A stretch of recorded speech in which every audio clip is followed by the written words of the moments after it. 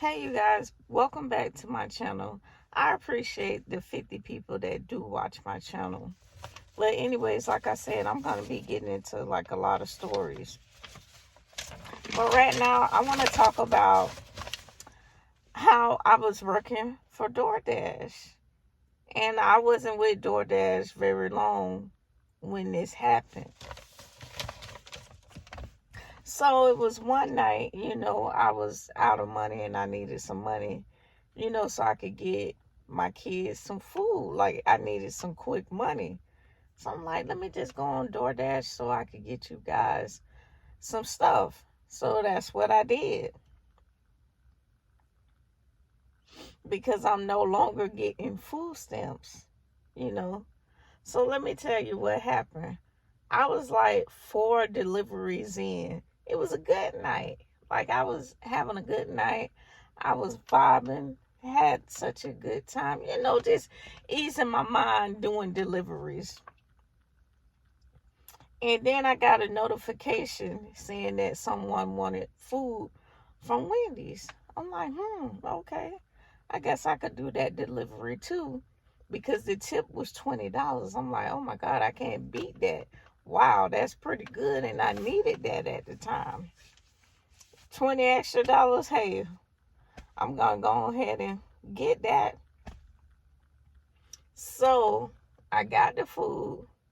And then the person who I was going to deliver the food to, they sent me a text through the DoorDash app asking me to, don't go the way the GPS telling you to go down this road and you're going to go through an alley or something like that. I'm like, that's kind of strange. Why can't I just go the way that the GPS telling me to go? And the guy was like, well, that GPS, it sends everybody that come from DoorDash that way. So, me being fairly new to the app, I'm like, okay. But something in me was like kind of afraid though. Like I'm hesitating.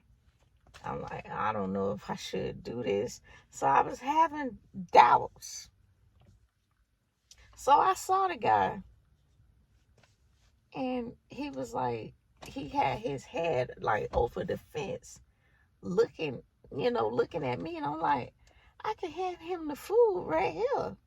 You right at this fence. So what's the problem?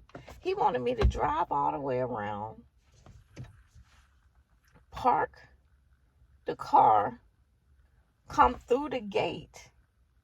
It was like this 2-story apartment, but it was only like 2 apartments. So I guess you can consider that as like a duplex or something. So I had to go. I was hesitating. I'm like, oh my God, I don't want to do this.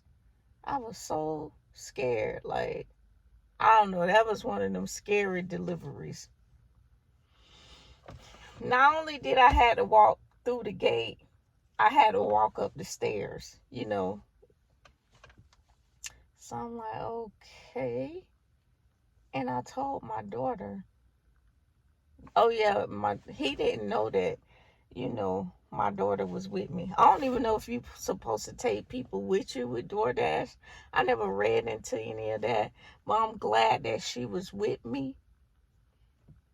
I told her how afraid I was to go up there, And I didn't know, like, she was behind me. So as I'm giving the guy the food, he grabbed my hand and I'm like, oh my God, what's going on? I screamed. I'm like, and then my daughter, she called my name and then that's when he let go.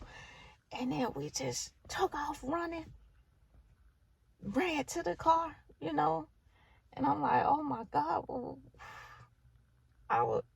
I don't even know. I don't even know. I ended that DoorDash that night and I said, I don't know. I'm going to think about doing this or maybe I should do it in the daytime, but that was scary. That was one of my scariest DoorDash deliveries. I'm like, what if I could have been unalive, for no reason. I'm just out here trying to get some money to feed the kids. And I live in Clearwater. This happened in St. Petersburg, Florida, not too far from me. But you have to be careful out there because there's some crazy people in this world. Just be careful. And I'm glad that I had my daughter with me. She saved me. But anyway, I'm going to get back on here and tell some more stories pretty soon. And I'll talk to you guys later on.